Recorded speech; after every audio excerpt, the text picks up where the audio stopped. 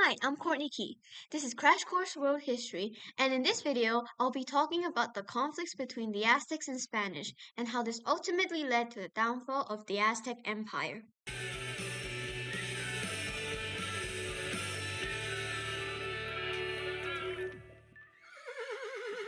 Guiding question: how were the Aztecs conquered by the Spanish, and why did tensions arise between them? Thought bubble. Who were the Spanish and Aztecs? Where did they live? What kind of encounter did these groups have? Let's dive deeper into the life of the Spanish and the Aztecs prior to their conflict.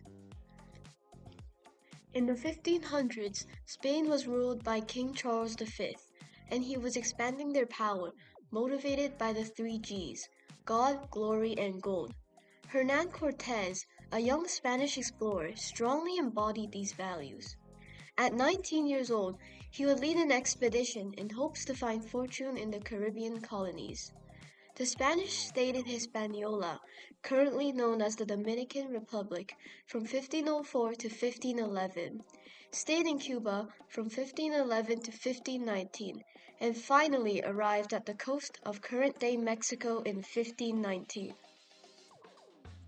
As for the Aztecs, they were a group of indigenous peoples that flourished in central Mexico. Before the Spanish came along, they called themselves the Mexica.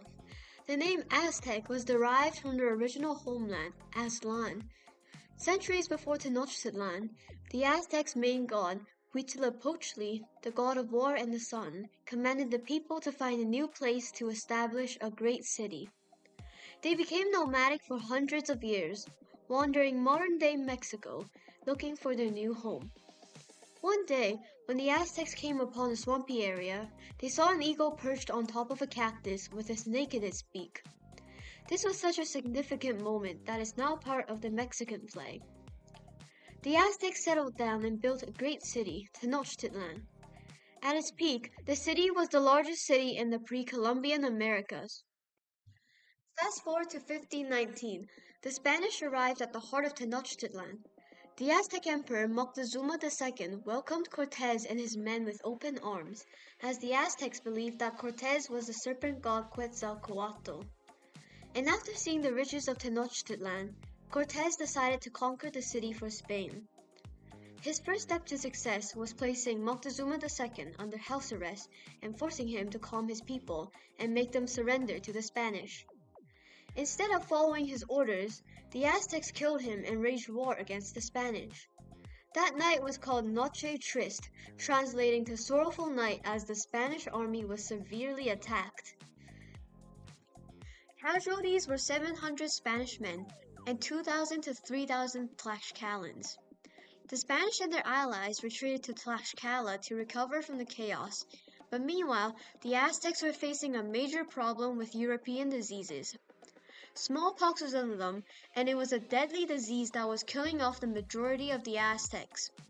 Since the Spanish had been exposed to these diseases for a long time, they developed immunity and survived. But the Aztecs have never been exposed to smallpox, so they had no immunity and rarely survived. This was a great advantage for the Spanish, and eventually, due to the lack of warriors and advanced weaponry, the Aztecs lost to the Spanish. Tenochtitlan was renamed as New Spain, which was then ruled by Hernan Cortés. What caused the conflicts between the Aztecs and the Spanish? Let's go back to 1519 to see what happened.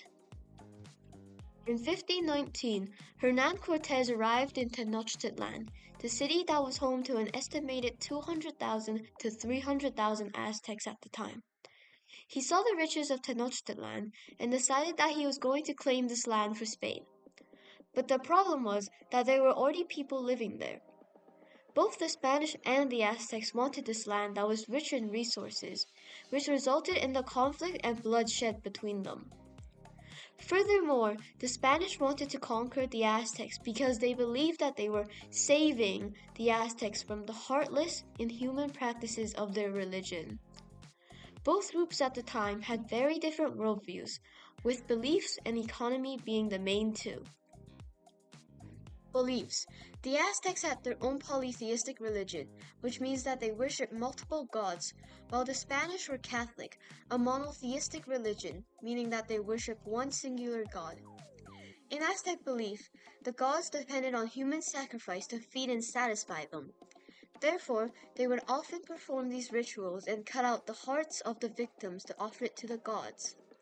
The Spanish thought that this was barbaric and that they should help these people by conquering them and converting them to Christianity. Their different beliefs led to the Spanish and Aztecs having different worldviews, which caused conflict between them. Economy. The Aztecs had developed their own economic system that was very successful. It was based on farming, trade, war, and tribute. This system made them extremely rich while strengthening their bond with the gods. But after the Spanish conquered the Aztecs, they enslaved the survivors, placing them at the bottom of the hierarchy and gave them a new economic system because it would be conflicting to have two economic systems that were very different. The Spanish economic system was called the encomienda system, and it was based on land grants. It required the Spanish settlers and Aztec workers to work together. The settlers were given Aztec workers, were supposed to treat the workers well, and were to educate the workers in the Christian religion. Meanwhile, the Aztec workers were not paid, had rights and education, and were supposed to be treated well. However, this was unfair to the Aztecs because they were rarely treated well and had very limited rights. Furthermore, the system gave Spanish settlers the legal right to demand forced labor of the Aztecs and other indigenous communities. In return for the Aztecs' work, the Spanish would provide them with military protection and the opportunity to be converted to Christianity. But barely any of them wanted to convert to Christianity. The new economic system was unfair and cruel to the Aztecs, and still caused conflicts between the Spanish and Aztecs, even though it was made to not cause conflicts between the two groups. Artifact repatriation. This artifact is the Aztec Sunstone, or sometimes known as the Calendar Stone. It was believed to be carved between 1502 and 1520, and after the Spanish conquered the Aztecs, it was moved to the Zocalo, which was the city's main square. The stone was crafted from basalt, which was commonly used in Tenochtitlan since the city was surrounded by volcanoes.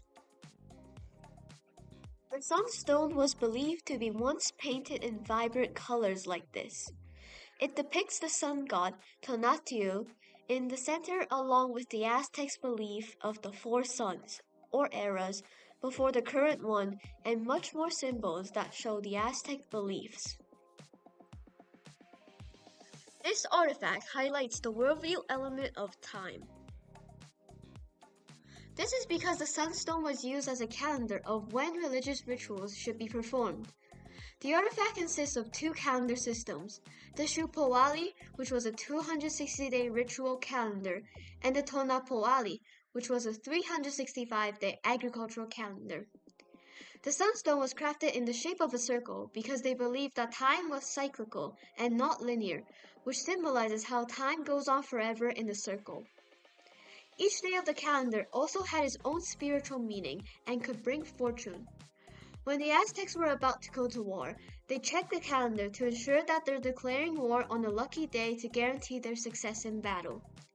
And when a child was born, its name is taken from the day that they were born, which required the parents to check the sunstone, highlighting the significance of this artifact.